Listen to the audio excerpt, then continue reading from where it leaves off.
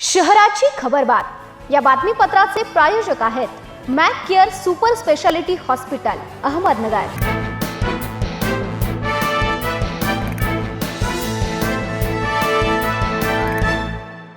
प्रेक्षकांनो नमस्कार, मी निर्जला न्यूज 24 सह्याद्रीमध्ये तुमचं स्वागत। तर पाहूयात अहिल्यानगर शहरातील महत्त्वपूर्ण बातम्यांचा आढावा शहराची खबरबातमध्ये।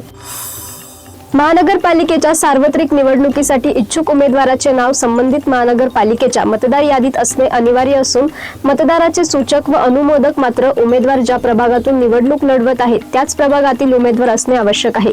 तसेच एका उमेदवारास एका प्रभागातील एकाच जागेसाठीच निवडणूक लढवता येईल अशी माहिती राज्य निवडणूक आयोगाने दिली आहे। अहिल्यानगरसह राज्यातील महानगरपालिकेच्या सार्वत्रिक निवडणुकांच्या पार्श्वभूमीवर निवडणूक प्रक्रियेबाबत सविस्तर मार्गदर्शन राज्य निवडणूक आयोगाने जाहीर केले आहे। सोशल मीडियावर तरुणीचा फोटो व वैयक्तिक माहितीचा गैरवापर करून तिची बदनामी केल्याप्रकरणी नगर सायबर पोलिसांनी 2 फेसबुक खातेधारकांविरुद्ध गुन्हा दाखल केलाय। याबाबत पीडित तरुणीने सायबर पोलीस ठाण्यात तक्रार दाखल केली होती। या तक्रारीनुसार संशयित आरोपींनी पीडितेच्या संमतीशिवाय तिच्या नावाचे फेसबुक खाते एका अश्लील चॅटिंग ग्रुपमध्ये परस्पर समाविष्ट केले। या ग्रुपमध्ये आक्षेपार्ह संदेश, छायाचित्रे व चित्रफिती प्रसारित करण्यात आल्या। तसेच पीडितेच्या वैयक्तिक फेसबुक खात्यावरही लज्जास्पद व मानसिक त्रास देणारे संदेश पाठवण्यात आल्याचा आरोप या फिर्यादीत केला आहे। या प्रकारामुळे मानसिक त्रास सहन करावा लागल्याने पीडित तरुणीने सायबर पोलिसांकडे धाव घेत तक्रार दाखल केली। या तक्राराची दखल घेत पोलिसांनी संबंधित फेसबुक खातेधारकांविरुद्ध गुन्हा नोंदविला असून पुढील तपास सायबर पोलीस ठाण्याचे वरिष्ठ अधिकारी करत आहेत।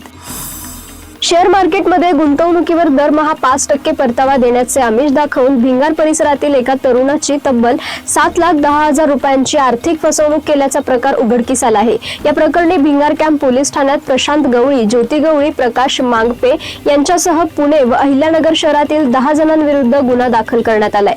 जून 2024 ते जून 2025 या कालावधीत संशयित आरोपींनी संगनमत करून शेअर मार्केटमध्ये गुंतवणूक केल्यास दरमहा निश्चित परतावा देण्याचे आमिष दाखवले।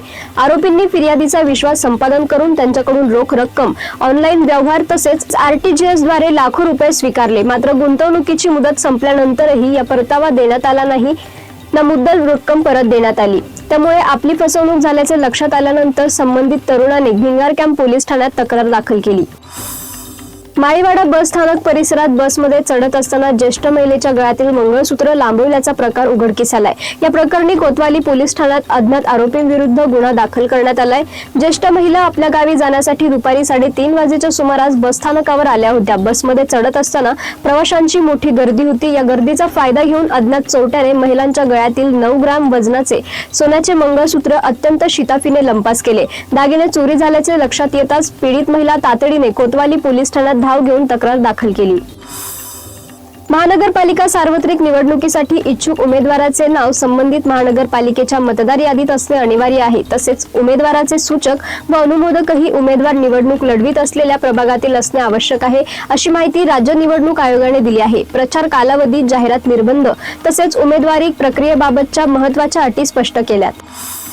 शहराची खबरबातमध्ये इथेच थांबतोय, मात्र तुम्ही पाहत राहा न्यूज 24 सह्याद्री। या बातमीपत्राचे प्रायोजक होते Mac care super speciality hospital Ahmednagar.